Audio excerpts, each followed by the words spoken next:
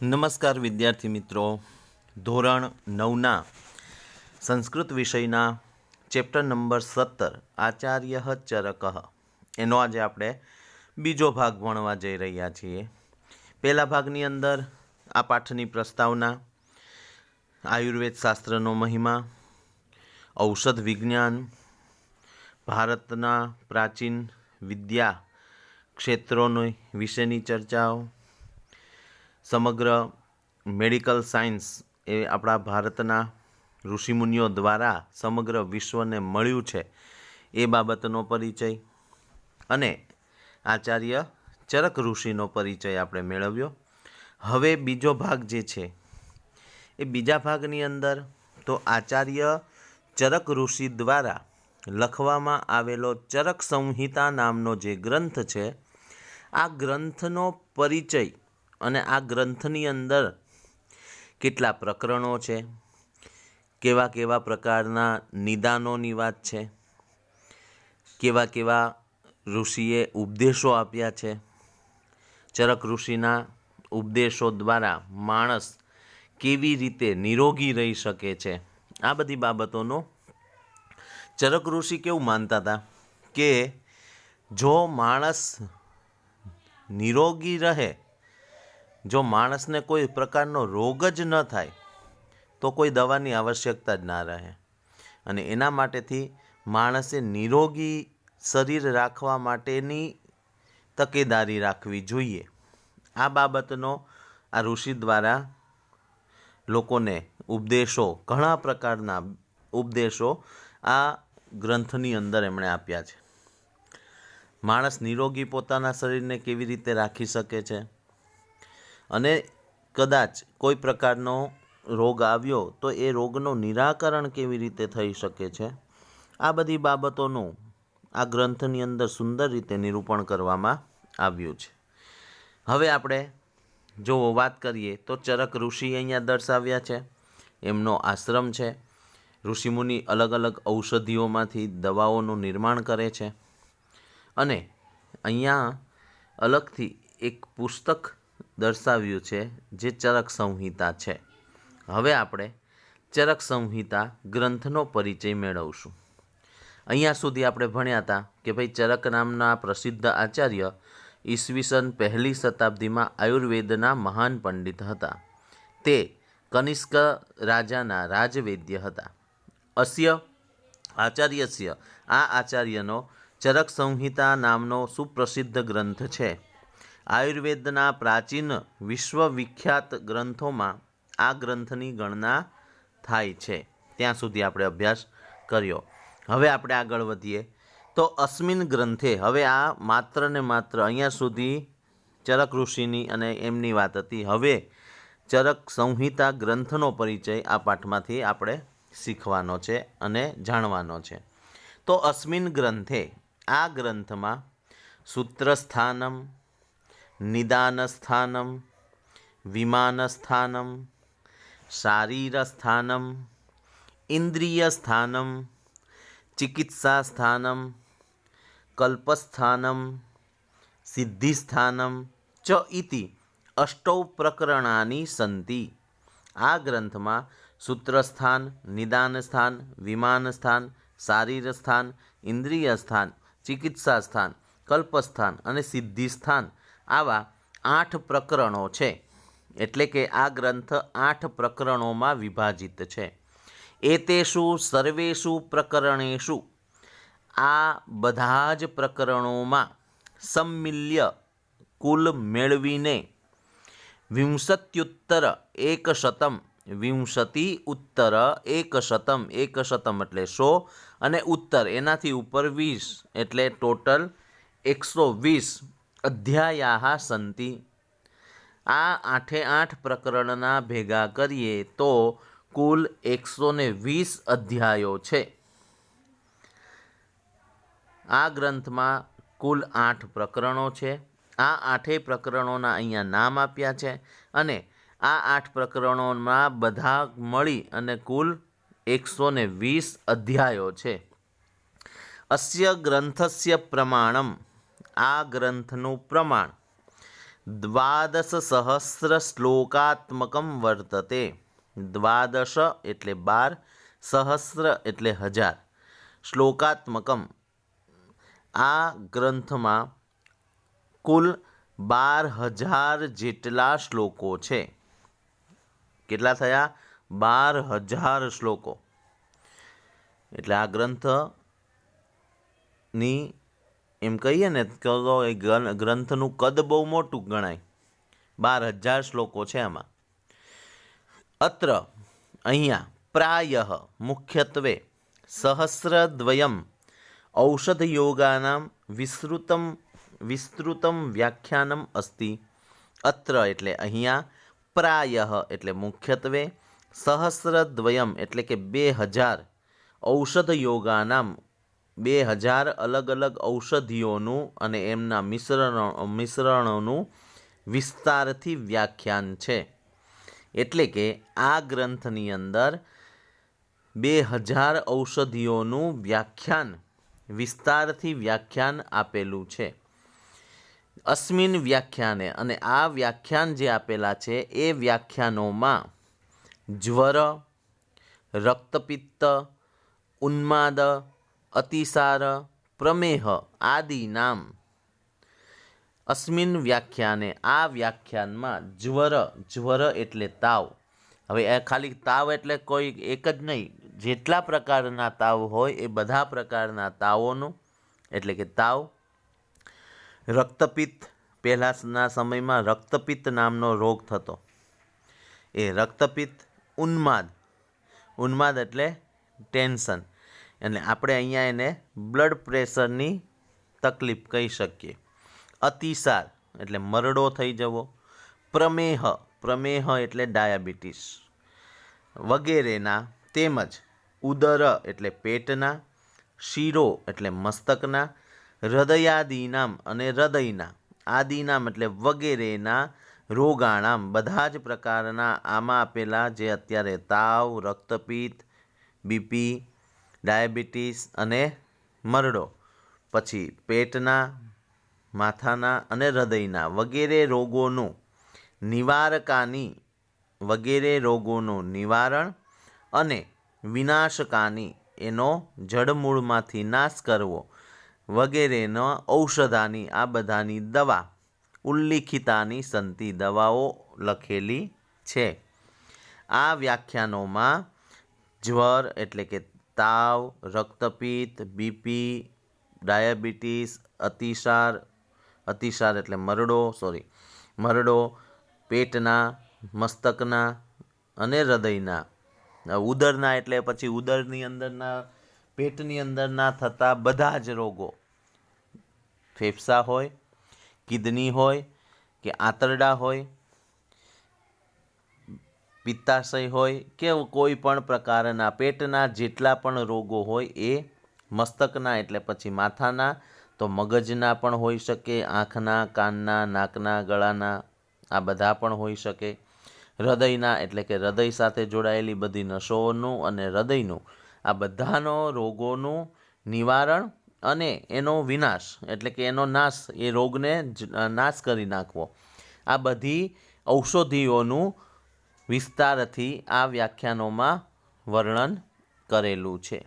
એવમ હિ મન્યન્તે, એવું પણ મનાય છે કે યત એટલે કે ભારતમાં ઔષધ વિજ્ઞાનસ્ય, મેડિસિન સાયન્સ, દવાઓના વિજ્ઞાનનું, ઔષધ વિજ્ઞાનના પ્રવર્તક અયમેવ આચાર્ય, આ આચાર્ય જ એના પ્રવર્તક હતા. એવું મનાય છે કે ભારતના ઔષધ વિજ્ઞાનના આ જ આચાર્ય પ્રવર્તક હતા. નિખિલમપી આયુર્વેદ સાહિત્યમ, સમગ્ર આયુર્વેદ સાહિત્ય આચાર્યસ્ય ચરકસ્ય ઉચ્છિષ્ટમ અસ્તિ. અત્યારે જે પણ આ એવું નથી કે આ ચરક ઋષિ અને સુશ્રુત ઋષિ દ્વારા જે પોતપોતાના નામ ઉપર જે સંહિતા લખવામાં આવી ને, એ સંહિતાઓનો આધાર લઈ અને એની પછીના ઘણા બધા આયુર્વેદ શાસ્ત્રીઓએ પોતપોતાની રીતે ઘણા બધા ગ્રંથોની રચના કરી હશે. એટલે અત્યારે આપણું ઔષધ વિજ્ઞાન ખૂબ વિશાળ છે. તો એમાં જે ઋષિમુનિઓ કે પછી એ ઋષિમુનિઓ પછી આ ચરક ઋષિ જે છે એની પછી જે એમના શિષ્યો હોય કે પછી એની પછી આગળ પેઢી દર પેઢી જે વૈદ્ય ઔષધ આયુર્વેદ ડૉક્ટરો હોય એ લોકોએ જે પણ ગ્રંથોની રચના કરી છે એવું મનાય છે કે સમગ્ર આયુર્વેદ સાહિત્ય એ આચાર્ય ચરકનું ઉચ્છિષ્ટ એટલે હેઠું છે. મતલબ કે કોઈએ આચાર્ય ચરક સિવાયનું કોઈએ નવું કંઈ સંશોધન કર્યું જ નથી. જે પણ ધારો કે હું આયુર્વેદ શાસ્ત્રનો અથવા તો આયુર્વેદ ડૉક્ટર હોઉં અને હું કંઈક નવું નિરાકરણ લાવું કે નવી દવા બનાવું તો એ મેં બનાવી એવું થાય જ નહીં, કારણ કે મેં જે શોધ કરી છે એ શોધ તો ચરક ઋષિના ગ્રંથમાં હોય જ. એટલે કે ચરક ઋષિ સિવાય બીજે ક્યાંય ચરક ઋષિ પાસે જે છે એ સિવાય બીજે ક્યાંય, હવે જો આગળ એનો ઉલ્લેખ આપે છે, અથચ હવે એમ કે આયુર્વેદ શાસ્ત્રીયમ યદ જ્ઞાનમ, આયુર્વેદ શાસ્ત્રનું જે જ્ઞાન ચરક સંહિતાયામ વર્તતે, જે જ્ઞાન ચરક સંહિતામાં છે, તદેવ સર્વત્ર વર્તતે, અને તે જ બધે રહેલું છે. અને ચરક સંહિતાયામ યદ નાસ્તિ, અને ચરક સંહિતામાં જે નથી, તત કુત્રાપી ન વર્તતે, તે બીજે ક્યાંય જોવા મળતું નથી.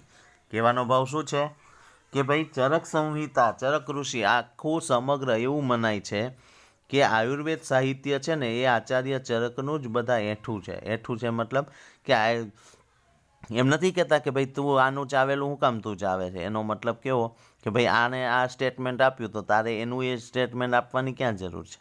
પણ આમાં આયુર્વેદની અંદર એવું છે કે જે વસ્તુ ચરક સંહિતામાં છે એ જ બધે રહેલું છે. મેં તમને ના કીધું કે હું કદાચ નિર્માણ કરું ને કોઈ વસ્તુનું કે કોઈ દવાનું કે કોઈ રોગના નિદાનનું, તો એ ઓલરેડી ચરક સંહિતામાં હોય જ, પણ તે લોકોને ધ્યાનમાં ના આવ્યું હોય એવું બી બને. એટલે કહેવાનો ભાવ છે કે જે પણ આયુર્વેદ શાસ્ત્રનું જે જ્ઞાન ચરક સંહિતામાં છે તે જ બધે રહેલું છે, અને જે ચરક સંહિતામાં નથી એ બીજે ક્યાંય છે નહીં અને હજી સુધી ક્યાંય શોધાયું નથી. હવે આગળ આ વાત થઈ ચરક સંહિતાની અને આચાર્ય ચરકના આયુર્વેદ જ્ઞાનની. હવે એમના ઉપદેશની વાત આવી. અસ્ય કેચન ઉપદેશાः સ્મર્તવ્યાः સન્તિ. અહીં આના કેટલાક ઉપદેશો, આ ગ્રંથના કેટલાક ઉપદેશો યાદ કરવા જેવા છે. ઉપદેશાः સ્મર્તવ્યાः સન્તિ, યાદ કરવા લાયક છે કે યાદ રાખવા જેવા છે. તદ્યથા, જેમ કે મનુષ્ય કેન પ્રકારેણ રોગરહિતઃ ભવિતુમ અર્હતિ ઇતિ વિષયે ઉપદિશતિ આચાર્ય. એમના તો ટોટલ 12,000 શ્લોકો છે, પણ એમાંથી અહીંયા એક શ્લોકનો આપણને અભ્યાસ આપ્યો છે કે ભાઈ અહીંયા કેટલાક આ ઋષિ આચાર્યના ઉપદેશો યાદ કરવા જેવા છે. જેમ કે એક વિષય આપણે અહીંયા પકડીએ કે ભાઈ મનુષ્ય કયા પ્રકારે રોગરહિત થઈ શકે છે. આ વિષયમાં આચાર્યનો ઉપદેશ છે કે નરો હિતાહાર વિહાર સેવી સમીક્ષકારી વિષયેષ્વશક્ત દાતા સમઃ સત્યપરક્ષમા વા નાપ્તોપસેવી ચ ભવત્યરોગી. કયો વ્યક્તિ નિરોગી રહી શકે એ બાબતમાં આચાર્ય ચરકે આ શ્લોક દ્વારા એવો ઉપદેશ આપ્યો છે કે હવે આજે એની શ્લોકની નીચેનો જે પેરેગ્રાફ છે ને એ પેરેગ્રાફ આ શ્લોકનું ભાષાંતર છે, પણ સંસ્કૃતમાં છે. અર્થાત એટલે કે યહ નરઃ, જે વ્યક્તિ હિતસ્ય આહારસ્ય વિહારસ્ય ચ સેવનમ કરોતિ, જે વ્યક્તિ હિતકારી આહાર કે પોતાના હિતમાં હોય તેવા હળવા સાત્વિક આહારો અને વિહાર એટલે કે ફરવું, વિચરણ કરવું, એનું જો સેવન કરે છે, સર્વમ કાર્યમ બધા જ કાર્યોને સમીક્ષ્ય કરોતિ જોઈ વિચારીને કરતો હોય છે. વિષયેષુ નિતરામ અશક્ત ન ભવતી વિષયોમાં એ ક્યારેય હંમેશા રચ્યો પચ્યો ના રહેતો હોય. યહ દાનમ કરોતિ જે દાન કરે છે. વ્યવહારે સમત્વમ ક્ષમાભાવમ ચ આચરતી વ્યવહારમાં સમાનતા અને ક્ષમાભાવનો જે આચરણ કરે છે. આપ્તજનાનામ આપ્તજન એટલે દુઃખી લોકોની સેવા કરે છે. તાદૃશ નરઃ તે વ્યક્તિ અરોગી એટલે કે અર્થાત સ્વસ્થ ભવતી તે વ્યક્તિ નિરોગી રહી શકે છે. શું આખા શ્લોકનું ભાષાંતર શું થયું કે જે વ્યક્તિ પોતાના હિતકારી આહારનું અને વિહારનું સેવન કરતો હોય, બધા જ કાર્યોને જોઈ વિચારીને કરતો હોય, ક્યારેય વિષયોમાં આસક્ત ન થતો હોય, જે દાન કરે છે, વ્યવહારમાં સમાનતા અને ક્ષમાભાવ આચરે છે અને દુઃખી લોકોની જે સેવા કરે છે તેવો વ્યક્તિ નિરોગી અર્થાત સ્વસ્થ થાય છે કે હોય છે. અત્ર એક પ્રશ્ન અહીંયા એક પ્રશ્ન છે. કિમ ઔષધમ વિના સમ્યક વ્યવહારેણાપી જનઃ રોગરહિત ભવિતુમર્હતિ ઇતિ કે ભાઈ અહીંયા એક પ્રશ્ન થાય આપણને કે શું દવા વગર સારો વ્યવહાર કરવાથી માણસ રોગરહિત થઈ જાય? તો તસ્ય ઉત્તરમ અને તેનો ઉત્તર એ છે કે યદા રોગ શરીરે પ્રવિષ્ટો ભવતી જ્યારે રોગ શરીરમાં પ્રવેશે છે તદા ત્યારે ઔષધસ્ય આવશ્યકતા ભવતી ત્યારે દવાની જરૂર પડે છે. પરંતુ શરીરે રોગસ્ય પ્રવેશ એવ ન સ્યાત પરંતુ શરીરમાં રોગનો પ્રવેશ જ ન થાય એતદર્થમ એના માટે માનવ દ્વારા સમ્યક વ્યવહાર કરણીય એવ અને એના માટે મનુષ્યએ સામ્યક એટલે કે સારો વ્યવહાર કરવો જોઈએ. અહીંયા આગળ શ્લોકમાં એવું કીધું ને કે ભાઈ જે માણસ આહાર અને વિહારનું સેવન કરતો હોય અથવા તો સારો વ્યવહાર રાખતો હોય, બધા જોડે સમાભાવ અને સમાનતાનો વ્યવહાર રાખતો હોય એ વ્યક્તિ નિરોગી રહી શકે. તો અહીંયા આપણને એવો એક પ્રશ્ન થાય આપણા દિમાગ પ્રમાણે કે ભાઈ તો શું કે સારો વ્યવહાર અને સારો વ્યવહાર કરવાથી માણસ દવા વગર દવા વગર અને સારા વ્યવહારથી માણસ નિરોગી થઈ જાય? તો એનો ઉત્તર આપતા એવું કહે છે કે ભાઈ દવાની ક્યારે જરૂર પડે? જ્યારે માણસ બીમાર પડે. પણ શરીરમાં કોઈ પ્રકારનો રોગ પ્રવેશ જ ના કરે એના માટેથી દવાની જરૂર ક્યારે પડે? જ્યારે શરીરમાં રોગ હોય કે રોગ આવે, માણસ બીમાર પડે ત્યારે દવાની જરૂર પડે. પણ આચાર્ય ચરક એવું કહે છે કે ભાઈ તમે આ પ્રકારનું જે ઉપર શ્લોકમાં કીધું એ પ્રકારનું જીવનમાં જો આચરણ કરો તો તમે રોગી જ ન થઈ શકો અને રોગી ના થાવ તો તમારે દવાની જરૂર ના પડે.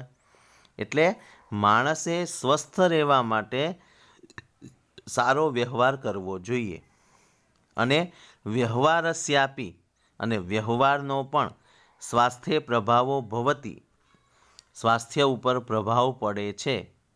ઇતિ એષઃ આવો ચરક ઋષિનો ઉપદેશ છે કે ભાઈ સારો વ્યવહારનો પણ સ્વાસ્થ્ય ઉપર અસર થતી હોય છે એવો ચરક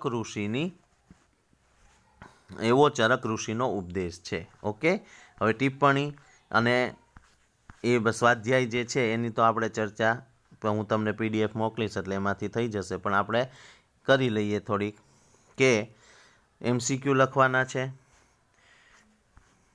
પછી સંસ્કૃત પ્રશ્નો, પછી ત્રીજો, ચોથો, પાંચમો રહેવા દેજો, ગુજરાતી પ્રશ્નો આમાં છે નહીં, પહેલો, બીજો અને ત્રીજો 3 લખવાના કદાચ થશે. ઓકે વિદ્યાર્થી મિત્રો, તો આજે આપણે ચેપ્ટર નંબર 17નો બીજો ભાગ પણ પૂર્ણ કર્યો એટલે કે ચેપ્ટર નંબર 17 આપણું આજે પૂર્ણ થાય છે. મહર્ષિ ચરકનો પરિચય અને એમના ગ્રંથ ચરક સંહિતાનો આપણે પરિચય મેળવ્યો. હવે પછીના લેક્ચરમાં આગળના પાઠની આપણે ચર્ચાઓ કરીશું. ઓકે વિદ્યાર્થી મિત્રો, તો ધ્યાન રાખી અને આ પાઠનો અભ્યાસ કરજો. ઓકે, ફરી મળીશું. ધન્યવાદ.